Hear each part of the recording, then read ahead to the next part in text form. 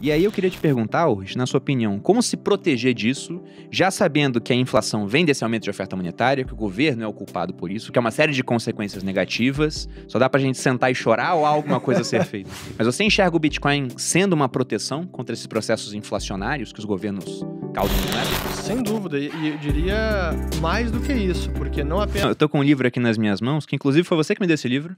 Ah, é? Que é o que o governo fez com o nosso dinheiro, do Murray Rothbard, que é um economista americano, mais da escola austríaca, que ele fala muito bem disso, né? Dessa tendência que o governo tem de desvalorizar a moeda, e não é de agora, é desde que a moeda era de fato metálica. Ele traz uma série de exemplos, é muito interessante, e numa linguagem bem fácil.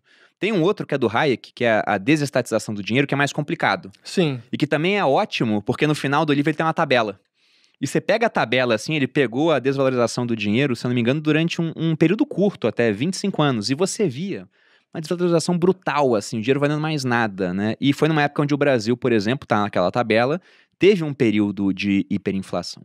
E aí eu queria te perguntar, Ulrich, na sua opinião, como se proteger disso, já sabendo que a inflação vem desse aumento de oferta monetária, que o governo é o culpado por isso, que é uma série de consequências negativas, só dá pra gente sentar e chorar ou há alguma coisa a ser feita? Não, acho que hoje em dia, felizmente no nosso caso, a inflação é ruim, machuca, mas não é tão incapacitante quanto era no passado. Mas ainda assim a gente precisa proteger o nosso poder de compra, né? Então há várias formas de se proteger. Hoje em dia, felizmente, a inflação não é tão incapacitante quanto era no ano passado. Na década passada, no passado. Mas algumas são as mais conhecidas, como o investimento em títulos de renda fixa que pagam a variação da inflação, Tesouro IPCA, as NTNBs, que é uma forma de se proteger. Não é perfeita, porque IPCA também não é um índice perfeito e não tem nenhum índice de inflação perfeito, são aproximações que mensuram a perda de poder de compra do dinheiro, mas é uma proteção.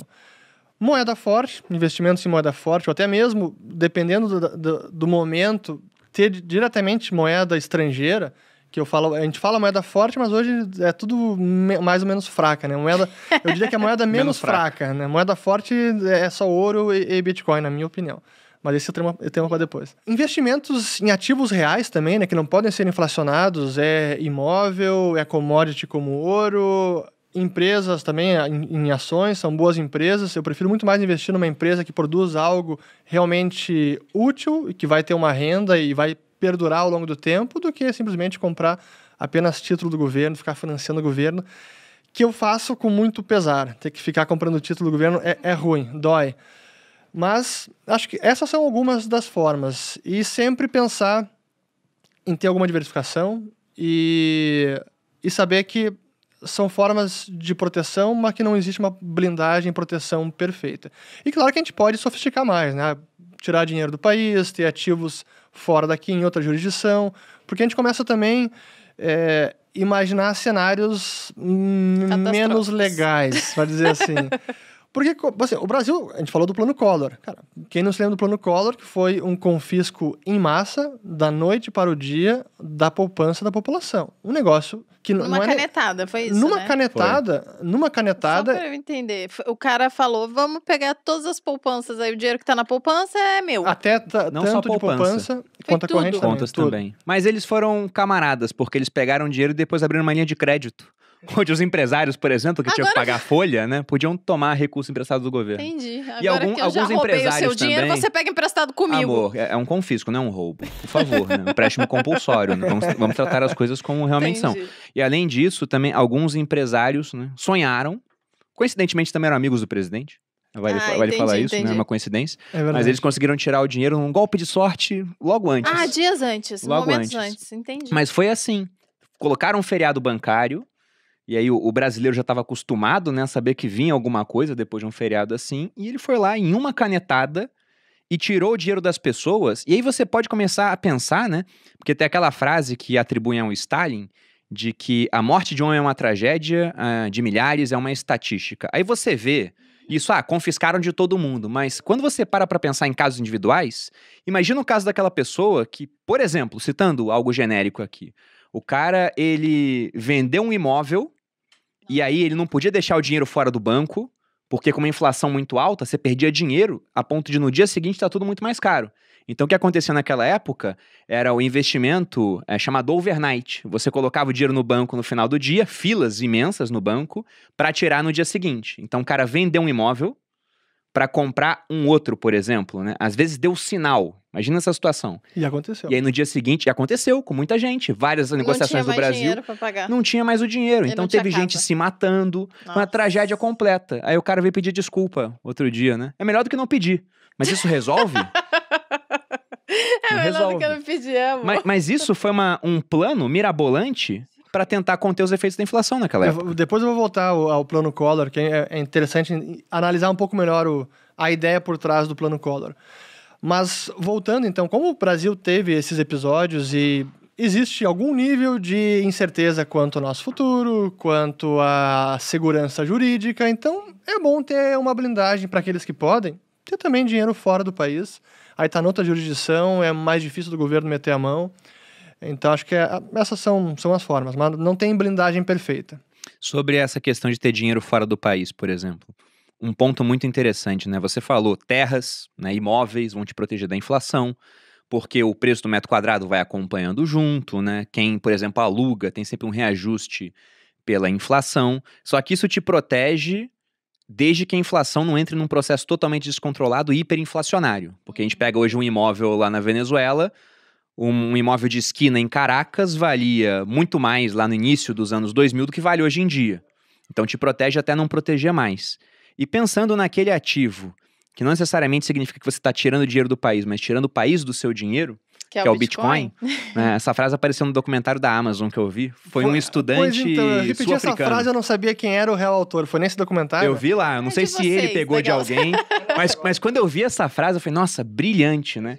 E era a história do estudante sul-africano, que ele começou a ler a escola austríaca, daí ele falou, caramba, né? E aí ele conheceu o Bitcoin e falou, nossa, tem tudo a ver com o que eles falavam. Até uma frase do Hayek muito conhecida, onde ele disse que de algum modo a gente precisa criar alguma coisa que o governo não possa parar. Infelizmente ele faleceu muito antes do Bitcoin. Mas você enxerga o Bitcoin sendo uma proteção contra esses processos inflacionários que os governos causam na moeda? Sem dúvida, e eu diria mais do que isso, porque não apenas ele é esse ativo digital escasso, então não pode ser inflacionado, e é mais escasso do que o ouro. O ouro tem reservas que não foram ainda exploradas, algumas estão desconhecidas.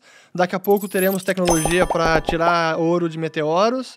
Então a oferta de ouro aumenta mais do que a do Bitcoin, que é limitada e chegará aos 21 milhões máximos e não tem como aumentar além disso. Então, sim, é um ativo escasso. Mas, além disso, é uma blindagem adicional porque dá ao usuário a real independência do seu dinheiro. O caso como o plano Collor é impossível para quem tem Bitcoin. Não existe, não tem como. A não ser que alguém bote a arma na sua cabeça e te obrigue a entregar seus bitcoins. Mas numa canetada, bloquear os seus fundos, qualquer governo, exército, enfim, a maior potência mundial, não tem como fazer. Então é até uma blindagem adicional, que acho que por isso que é uma tecnologia tão fantástica, né? Sem dúvida que o Hayek estaria muito feliz de ver o nascimento do Bitcoin. E sobre essa questão do confisco, que eu imagino que vai surgir essa dúvida, hoje já não teria mais como acontecer.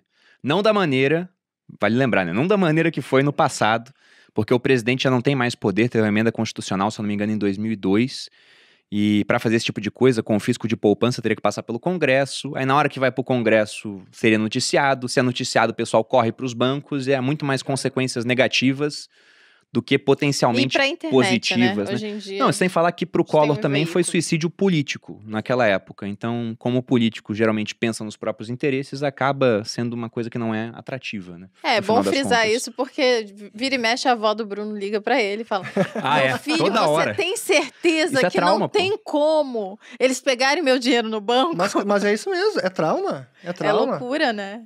O outro episódio, depois, eu quero voltar no plano Collor para explicar o racional por trás. Mas só para contar o outro episódio que eu também mencionei no meu vídeo sobre o legado cultural da inflação, que é essas coisas que são traumas. Isso foi em 97, 98. O meu pai, eu já tinha 17, 18 anos, já tinha conta bancária, mas não trabalhava ainda na época. E eu acho que eu tinha ficado encarregado de aplicar um recurso que caiu na conta do meu pai. Não sei porquê, mas era minha responsabilidade aplicar o dinheiro. E eu deixei o dinheiro dormir na conta sem aplicar. No dia seguinte, eu levei um puta esporro do meu pai, que isso é inadmissível, não pode deixar dinheiro parado na conta, porque dinheiro parado tá perdendo dinheiro, não pode, jamais faça isso. Mas já era 98, então não era aquela mesma situação de... Se fosse anos 80, total razão pro meu pai. Mas 98 já não era, mas era o trauma, tava lá ainda. Cara, não pode, dormir o dinheiro fora da aplicação é uma cagada.